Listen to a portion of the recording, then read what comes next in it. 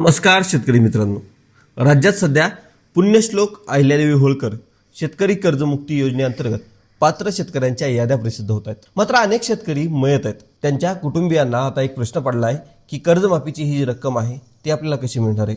याबाबत आता प्रशासनाने कडून देखील अधिकृत माहिती जी आहे ती कुठे समोर येते. जर कर्जमाफीसाठी पात्र असलेला एखादा शेतकरी मयत झाला असेल तर त्याच्या वारसांनी सर्वप्रथम संबंधित बँकेत जाऊन वारस म्हणून आपली नोंद करून घेणं आवश्यक आहे. ही नोंद पूर्ण झाल्याशिवाय पुढील प्रक्रिया जी आहे ती पूर्ण होऊ शकणार नाही. त्यानंतर वारसानं आपलं आधार कार्ड बँक खात्याशी लिंक करावं.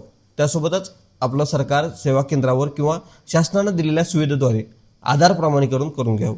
ही प्रक्रिया पूर्ण झाल्यानंतरच कर्जमाफीची जी थेट रक्कम आहे ती खात्यात जमा केली जाणार आहे. याशिवाय बँकाची नोंद, आधार क्रमांक किंवा इतर माहितीमध्ये जर काही तफावत आढळून येत असेल तर ती तातडीनं दुरुस्त करून घ्यावी, कारण छोट्या चुका देखील ही प्रक्रिया पूर्ण होण्यासाठी अडथळा ठरू शकतात. जर बँकेत वारस नोंद करण्यास अडचण येत असेल किंवा पोर्टलवर माहिती जर जुळत नसेल तर संबंधित बँकेकडं, तहसील कार्यालयाकडं किंवा शासनाच्या हेल्पलाईनवर तक्रार जी आहे ती नोंदवली पाहिजे. म्हणून तुमच्या कुटुंबातील किंवा गावातील एखादा जर पात्र शेतकरी मयत झाला असेल तर ही माहिती त्याच्या वारसापर्यंत नक्की पोहोचवा, कारण बँकेत वारस, आधार लिंक आणि आधार प्रमाणीकरण ही 3 कामं जर वेळेत पूर्ण झाली नाहीत तर ही प्रक्रिया पूर्ण होऊ शकणार नाही आणि पूर्ण केल्यासच ही रक्कम जी आहे ती खात्यात मिळेल.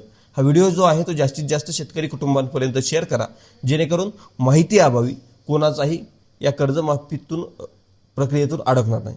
अशीच महत्त्वाची माहिती समजून घेण्यासाठी, असेच अपडेट मिळवण्यासाठी या फेसबुक पेजला फॉलो करा. आपण जर यूट्यूबवर हा व्हिडिओ पाहत असाल तर चॅनलला सबस्क्राईब करायला विसरू नका. धन्यवाद.